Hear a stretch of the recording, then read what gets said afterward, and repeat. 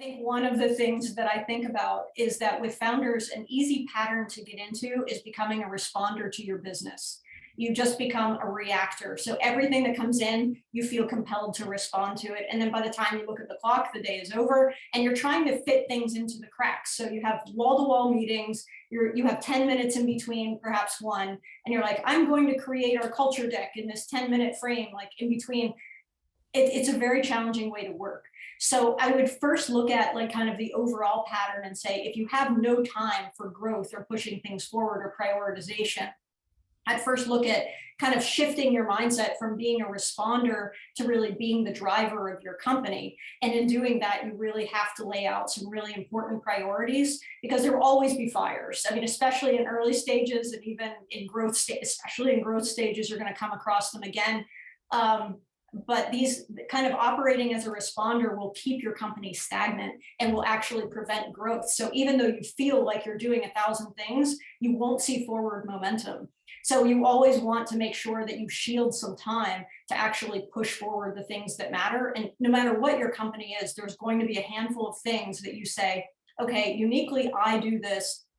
It uniquely impacts the bottom line or growth, and that you can protect some time to make sure that those things are happening every single day. So it may mean that you protect an hour or two of your time every day where you're not available, you're not in meetings, you're not responding to Slack.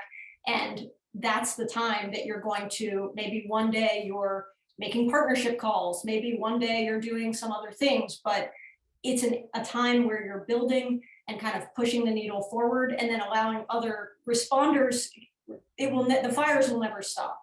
So you have to make sure that you're carving out time to push the business forward so that you don't get stuck and stagnant and all those fires that are happening around you.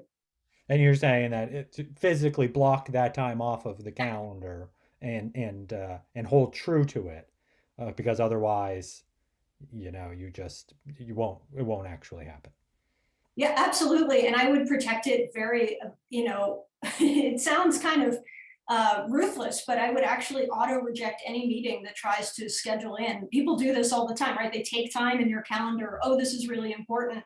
I would really put a hard boundary around that hour or so of your time, auto reject anything, be clear that like this is protected time. I would also, on a Sunday or so, look at your calendar and actually put specific elements into that time. So maybe if it's, partnership calls on Monday, maybe on Tuesday, it's getting back to some really big vendors, maybe on Wednesday, so that you actually have items you're pushing forward that move your bottom line, and that you, at the end of the week, doing something small every single day that is really impactful is going to begin to get noticed by the time, the weekends, the month ends, you're going to start to see results on that.